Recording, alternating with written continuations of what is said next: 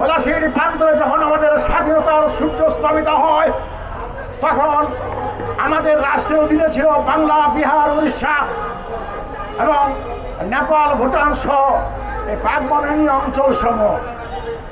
কিন্তু যখন 1947 সালে আমাদের দেশ বিভক্ত করা হলো, তখন বাংলা, বিহার, উড়িষ্যার অধিকাংশ অঞ্চল এবং উত্তর পূর্বের যে অঞ্চলগুলো ছিল সব তারা ভারতের অধীনে নিয়ে গেল। তাহলে আমরা কি পেলাম? আমরা আমাদের এইভাবে রাষ্ট্রকে সংকুচিত করতে করতে এমন একটা পর্যায়ে পৌঁছেছে যে এখন শুধু ক্ষমতার দখল চলছে।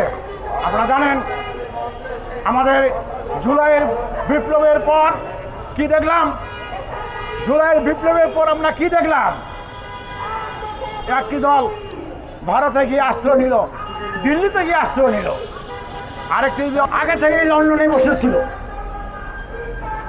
এবং আমরা কি দেখলাম? যখন ছাত্ররা গণঅভ্যুত্থান ঘটালো, তখন এই ছাত্রদের আন্দোলনকে বিভিন্ন গ্রুপ আসে নিজেদের দাবি করে আর কি, তারা কি করলো? ছাত্রদের আন্দোলনকে নস্যাৎ করে দিল। এখন উপদেষ্টারা অনেকের মধ্যে আছেন তত্ত্বাবধায়ক, অর্থাৎ আমাদের অন্তর্বর্তী সরকার অনেকের মধ্যে আছেন ছাত্ররা দিকবিদিক সারা হয়ে গেছে, তারা নতুন পার্টি করবে বলে সিদ্ধান্ত নিয়েছে। তাহলে কি হলো?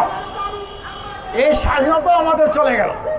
তাই আমার প্রশ্ন হচ্ছে, সেই পূর্ব থেকে বাংলা, বিহার, উড়িষ্যা, নেপাল, ভুটান এবং সেভেন সিস্টার সহ আন্দামান দ্বীপপুঞ্জ, নিকোবর দ্বীপপুঞ্জ সমস্ত অঞ্চলকে নিয়ে, অর্থাৎ পদ্মা, কর্ণ, মেঘনা, যমুনা অববাহিকা নিয়ে আমি 1995 সালে 1 জুলাই একটি স্বাধীন সার্বভৌম রাষ্ট্র ঘোষণা করেছিলাম। সেদিন সে রাষ্ট্রের যার নাম দিয়েছিলাম পাকবন ইউনিয়ন, অর্থাৎ ইউনিয়ন অফ পাকবন সোশ্যাল রিপাবলিক। এই রাষ্ট্র সুপ্রতিষ্ঠিত করার জন্য আমি গণতান্ত্রিকভাবে এবং আধ্যাত্মিক পদ্ধতিতে আমি আমার কার্যক্রম চালিয়ে যাচ্ছি ইনশাআল্লাহ। এবং আমরা সফল হব এই জন্যই যে যারা দিল্লিতে বসে, লন্ডনে বসে এখানে বারবার ক্ষমতা দখল করছেন, তারা ধাক্কা খেয়ে খেয়ে শুধু জনগণকে বিচ্ছিন্ন হন নাই, নিজের নেতৃত্ব থেকে তারা বিচ্ছিন্ন হয়ে গেছে। এমত অবস্থায় পাকবন পিপলস পার্টির নেতৃত্বের কোনো বিকল্প নাই এবং কোনোদিন এখানে তারা সফল হবে না। আমরা কি দেখলাম?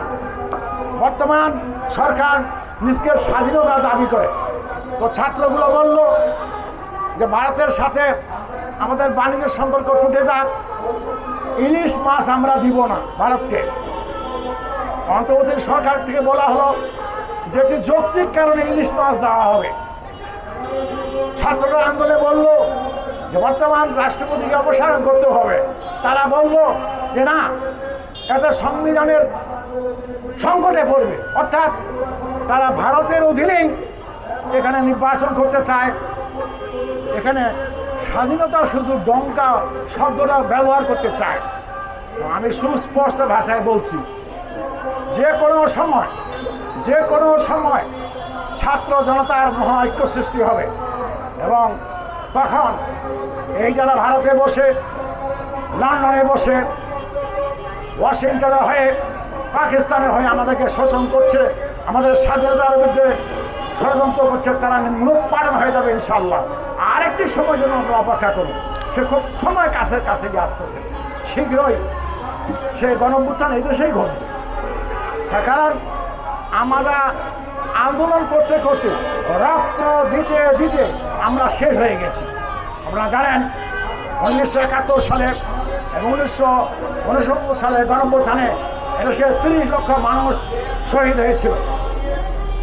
1974 সাল এবং 1975 সালে 5 লক্ষ লোক মারা গিয়েছে।